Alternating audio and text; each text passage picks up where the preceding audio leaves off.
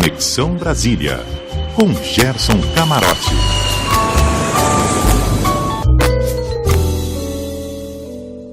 Muito bom dia para você, Gerson Camarote.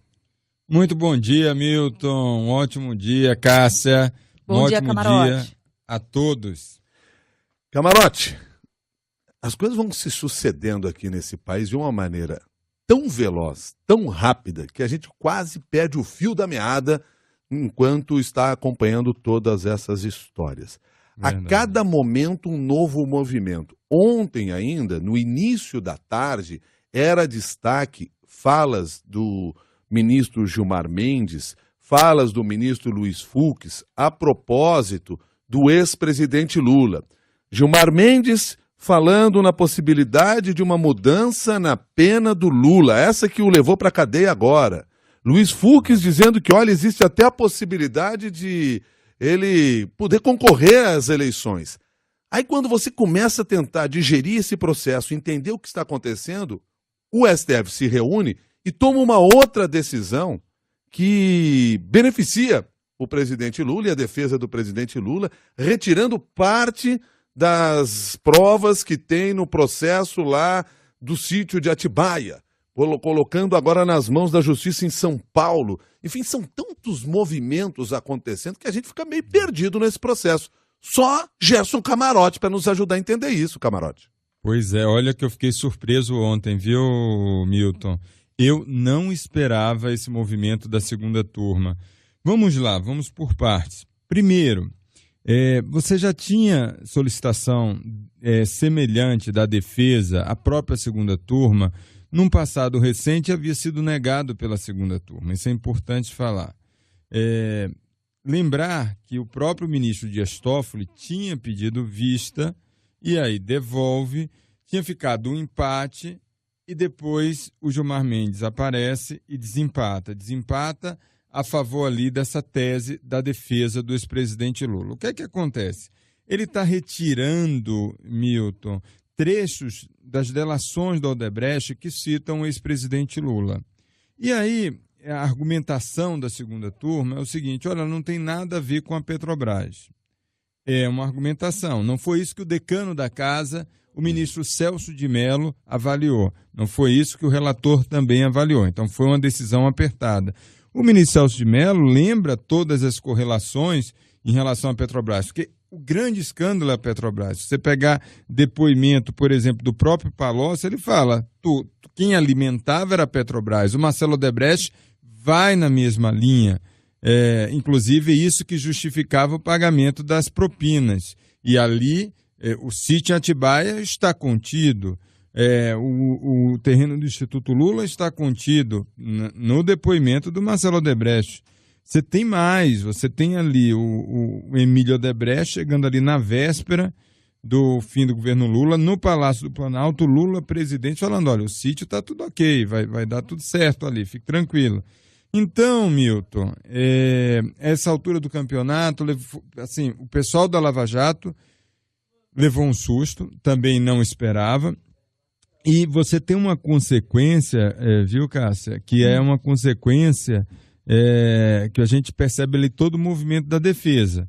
É para tirar do juiz Sérgio Moro, ali da Justiça Federal em Curitiba, o caso do sítio em Atibaia, que tem ali muito consistente em relação às provas, toda aquela engenharia feita para fazer as benesses naquele sítio frequentado pelo Lula, e também tirar o caso do Instituto Lula, da compra do terreno do Instituto Lula. E a preocupação não é só a primeira instância, a preocupação é a segunda instância da defesa do Lula. É o Tribunal Regional Federal da 4ª Região. Então, todo esforço é para levar para São Paulo. Todo esforço é para levar também para o tribunal lá da 3ª Região. Essa é a estratégia. Quer dizer, isso pode ter uma consequência e pode abrir um precedente? É esse o precedente, Cássia. Você matou a charada. Essa é toda a estratégia da defesa. Tentar abrir um precedente para fazer uma mudança mais ampla. Se vai conseguir, é importante dizer, a Procuradoria pode recorrer. Essa é uma questão, tá? A Procuradoria pode recorrer. Vamos ver qual vai ser o passo da Procuradoria em relação a isso. E você tem uma pressa também, que aí a gente vai linkar com aquilo que eu falei na segunda-feira. Vai mudar a composição da segunda turma. A ministra Carmen Lúcia, ela vai assumir uma vaga na segunda turma no lugar do ministro Dias Toffoli, que assume o comando supremo. E ali, mudando essa composição, muda também a linha garantista que hoje é da segunda turma, que foi apelidada de Jardim do Éden. Por isso então, essa tentativa aí de acelerar o processo agora, quer dizer, tomar as decisões agora para não... até porque há uma incerteza quando Carmen Lúcia volta para a segunda turma. A defesa tem... você percebe, não só a defesa do ex-presidente Lula, mas também a defesa de outros acusados e condenados, eles preocupados com a presença da ministra Carmen Lúcia na segunda turma, porque aí você volta a ter um patamar de semelhança com a primeira turma. E eu acrescentaria um outro fator, Milton, para a gente também não deixar batido aqui. Recentemente, o Marcelo Odebrecht, ele entrega e-mails que reforçam todo aquele seu depoimento, e e-mails que acrescentam fatos novos. E ali deixa o ex-presidente Lula numa situação ainda mais delicada do ponto de vista de materialidade de provas. E isso daí, você teve agora o movimento de tirar, por parte da defesa, foi aceito pela segunda turma, foi uma decisão, na avaliação ali dos ministros Dias Toffoli, Gilmar Mendes e Ricardo Lewandowski, que não tinha relação direta com a Petrobras. Porque aí a visão do juiz, tá, Milton Cássia? Você pode olhar todo o conjunto da obra do Petrolão e ali só um caso isolado. Então é isso que baseou a decisão da segunda turma. Olhar não para o todo, olhou para o específico. Agora vamos a decisão foi baseada nisso. Agora vamos entender o seguinte, o processo, ele continua com o Sérgio Moro. Sim. O Sérgio Moro pode dar sentença a partir do que tem. O que ele não pode na sentença, justificar qualquer punição que ele imponha baseado nestas provas. Estas provas é que não poderão ser usadas. Diz quem acompanha esse processo que Sérgio Moro tem outras provas para seguir em frente ao processo. Mas, de qualquer forma, gera essa insegurança agora e um enfraquecimento. E demonstra, sinaliza mudanças para o futuro, o que talvez seja mais preocupante no processo todo. Mais preocupante ainda para o futuro, essa sinalização para o futuro. Todo o movimento que eu pude apurar vai nessa linha de tentar tirar esses dois casos da Justiça Federal lá em Curitiba e no Paraná. E você toca numa questão, você tem muita materialidade em relação ao sítio em Atibaia. Se você lembrar aquele arquiteto lá da OAS, numa foto de intimidade com Lula ali, quase num brinde, no sítio em Atibaia, você tem muita materialidade de tudo que foi feito naquele sítio. Você tem de fato. Então, você já tinha ali em relação ao triplex, você tinha a foto do Léo Pinheiro com Lula visitando, eram tantas coisas, e o próprio sítio em Atibaia foi um grande consórcio feito. Se você lembrar, o OAS, Odebrecht e o próprio esquema do Bunlai ali, que era o grande amigo do ex-presidente Lula. Aliás, quando se conversa nos bastidores com mesmo pessoas ligadas ao PT, sempre disseram que este processo do sítio de Atibaia seria muito mais consistente do que o processo do triplex. Então, assim, do ponto de vista de provas, consistência, uma condenação, etc. e tal. Né? Por isso, talvez aí a concentração da defesa agora em tentar desmembrar essas provas. A preocupação é enorme. Verdade, porque é o seguinte, o triplex, aí eu tenho uma avaliação, foi fortíssima, a materialidade ali como diria o nosso Merval Pereira, batom na camisa. Batom na camisa. Então não tem como ali o triplex, você tem a presença do Lula, você tem o documento assinado lá pela dona Marisa, a rasura, foi construído um prédio ali, a OAS pega um mico da Bancop para salvar, você tem ali milhões de questões colocadas, tanto que ele foi condenado na primeira e segunda instância de forma muito contundente. o sítio de Atibaia era o lugar que o Lula frequentava. Então, assim, como você justifica para uma pessoa comum que você frequenta um sítio, aí vem uma construtora Odebrecht e faz uma mega reforma. Vem a construtora OAS, não é uma construtorazinha de esquina, não. É a Odebrecht, a maior construtora do país, OAS. Vai lá e faz, bota tudo que... laguinho, piscina, faz sauna, cozinha de luxo, e você tem toda a materialidade, coisas de banheiro, perfumaria da família toda lá, então fotos. Então fica difícil você dizer, não, eu não frequentava aquele sítio, não foi feito pelo Odebrecht. E não se achar incomodado, impedido de frequentar aquele sítio, para um ex-presidente da República, fica muito difícil. A situação é extremamente delicada do ponto de vista de materialidade. Agora, você tem ali uma ação da defesa do Lula. E dessa vez ela funcionou. É uma ação da defesa do Lula. A situação é tão delicada que vai nesse caminho de tirar e levar para a Justiça Federal em São Paulo. E também tirou, que está ali abrindo alguns precedentes na segunda turma, e mandou para a Justiça Estadual em Pernambuco fatos de Abreu e Lima, da refinaria de Abreu e Lima. Então, assim, a gente sempre percebe no judiciário movimentos. Quando você tem um movimento muito forte ali de condenação, você tem um movimento contra a Lava Jato. A gente está vendo esse movimento agora contra a Lava Jato, praticado aí pela defesa e que teve ali acolhimento da segunda turma. Eu sei que volta aqui a nossa conversa com Gerson Camarote, que segue no estúdio em Brasília, a Cássia Godoy aqui ao meu lado. Camarote, agora há pouco nós ouvimos aí também o comentário do Carlos Alberto Sardenberg. Sardenberg sempre fala de economia, hoje falou um pouco mais sobre política. Então nós vamos agora trocar o papel. Nós vamos falar um pouco mais de economia nesse momento. E por que isso? Para tratar da questão do embargo da União Europeia ao frango brasileiro, que deve entrar em vigor na semana que vem.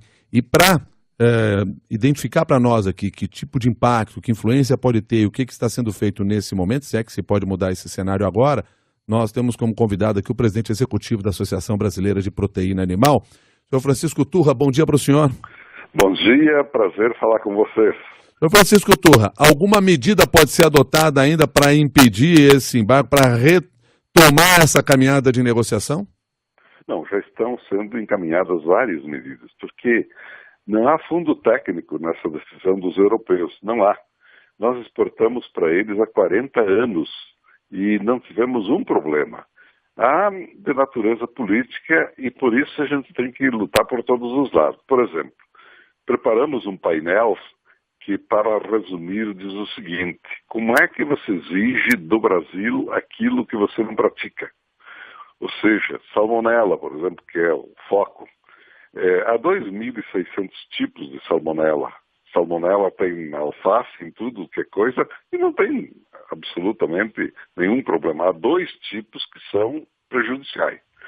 Pois eles exatamente alegando-se esquema e descontentes com algumas questões que às vezes ao longo do tempo deixaram de receber algumas informações, há falhas também, eles terminaram embargando, o que nos surpreendeu sobremaneira, porque aliás, quem embargou foi o MAPA, com a intenção efetivamente de abreviar esse sofrimento. Então nós estamos lutando muito, missões, idas, Ministério das Relações Exteriores, Agricultura, Ministro Blairo, nós tecnicamente levando, ontem mesmo nosso vice-presidente Ricardo estava em Bruxelas, estive em janeiro.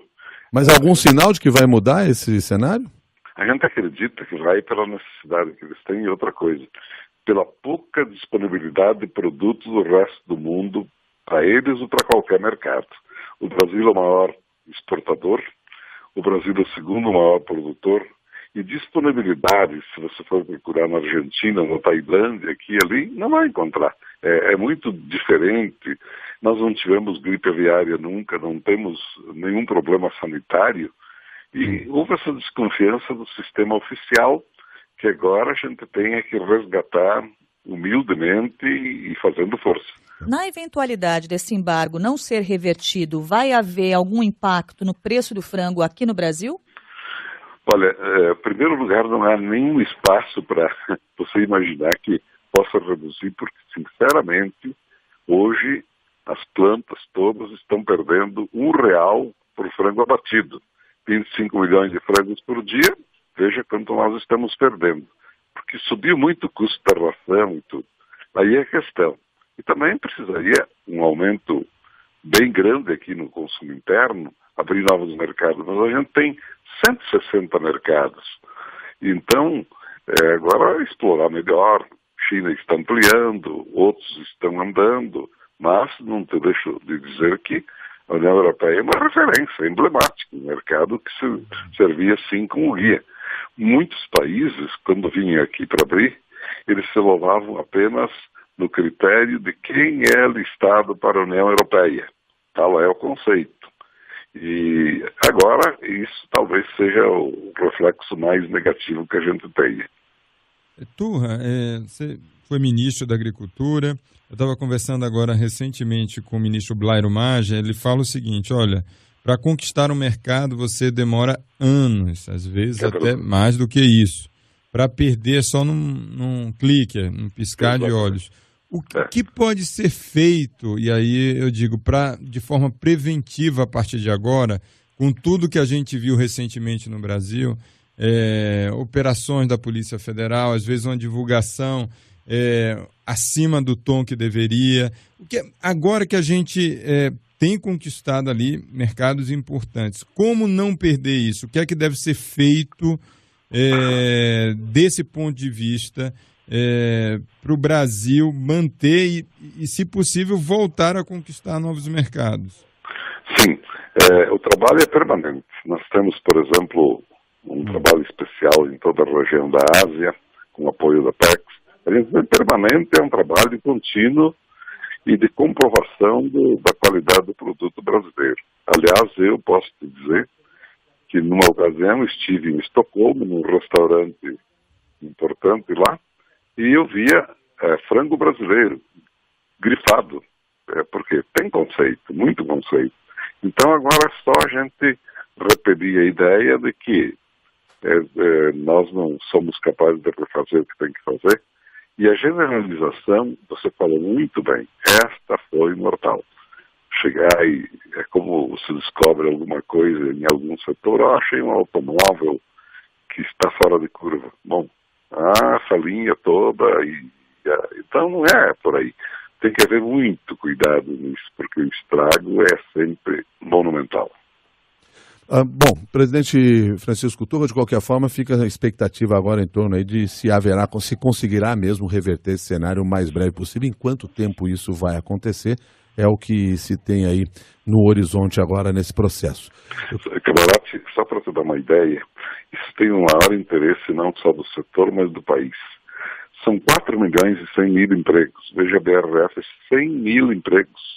100 mil empregos. Ela foi atingida duramente. Ela não precisaria ter sido. São 43 unidades. Se houvesse problema numa ou duas, restringia isso e tchau, né? Mas tem que melhorar a fiscalização também, correto? Não, sem dúvida. Eu acho que, por exemplo, não dá para você ouvir aquele mesmo discurso, não tem fiscal porque não tem concurso, não tem laboratório porque não tem recurso. O governo como um todo tem que entender que ou valoriza o agro, que está sendo a salvação do país, ou ele abandona e aí a gente fica passando por isso, não só nós, mas qualquer setor. Bom, presidente Francisco, quero agradecer a sua gentileza. Só tira uma última dúvida aqui minha, em função até do próprio noticiário. O senhor continua afiliado ao PP? Continuo fora da atividade, mas não, eu nem me decidei, mas eu continuo. Continua afiliado ao PP. Como é que o senhor vê esse noticiário todo em volta do seu partido agora? Olha, deixa eu te falar, eu acho que a mesma régua que vale para quem cometeu tem que servir para os nossos, e isso há tempo a gente vinha dizendo, tanto é que eu próprio abandonei, fui para a atividade privada por não achar correto o que vinha acontecendo, notícias envolvendo o partido, dirigentes, e é ruim, isso é péssimo. Mas, infelizmente, não é regra, mas quase, né? Presidente Francisco Turra, muito obrigado, um bom dia para o senhor. Um grande abraço e que tudo corra bem para nós também, né?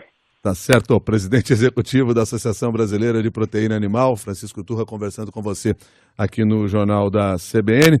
Gerson continua com a gente em Brasília, Cássia Godoy aqui ao meu lado. Queria aproveitar que já falamos do PP aqui, o Sadenberg falou do PP também. Gerson, sua avaliação sobre o que aconteceu ontem?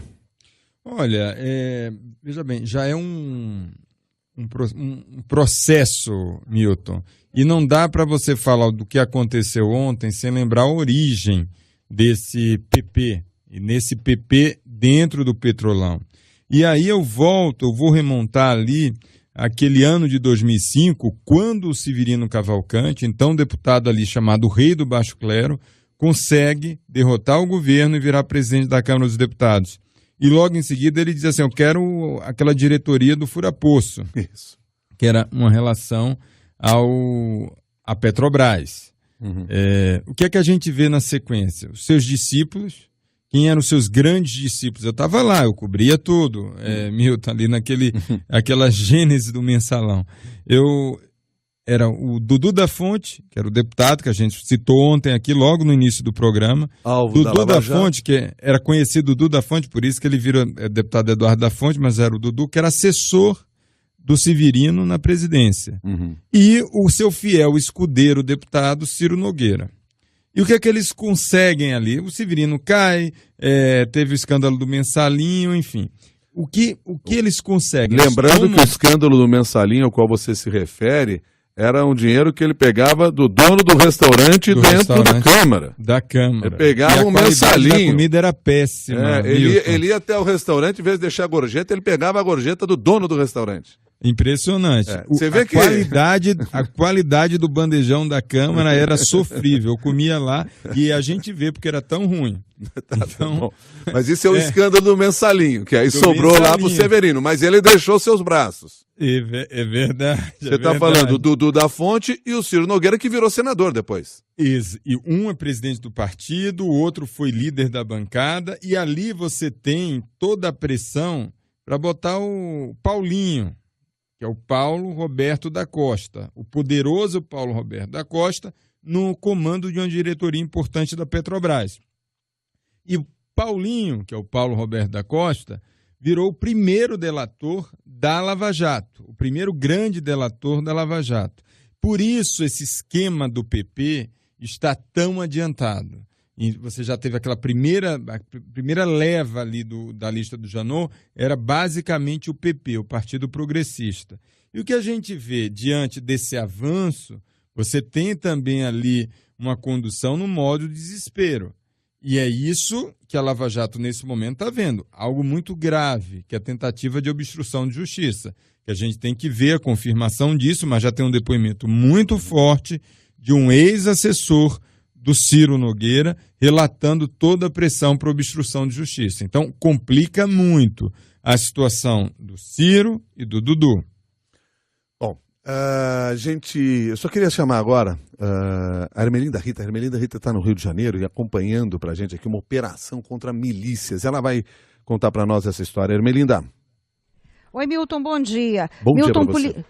Policiais de delegacias especializadas estão fazendo uma mega operação para combater a atuação da milícia na zona oeste do Rio. Os agentes estão desde as 5h30 da manhã nas ruas para cumprir mandados de prisão em Santa Cruz. 8 pessoas já foram presas. Os policiais estão nas comunidades de Antares, Três Pontes e Cesarão à procura dos criminosos que exploram o sinal de TV a cabo, a venda de botijão de gás e que cobram também taxas de comerciantes locais. Os policiais estão fazendo também o combate ao transporte irregular de vans e já apreenderam cerca de 50 veículos. Os agentes estiveram na casa do chefe da milícia e encontraram uma central de monitoramento com câmeras, onde o bandido Wellington da Silva, o Eco, ele acompanhava toda a movimentação na comunidade com essas câmeras. O criminoso não foi encontrado pelos policiais. A gente lembra que o Ministério Público do Rio pediu à Justiça a libertação de 138 dos 159 presos durante uma festa num sítio em Santa Cruz no dia 7,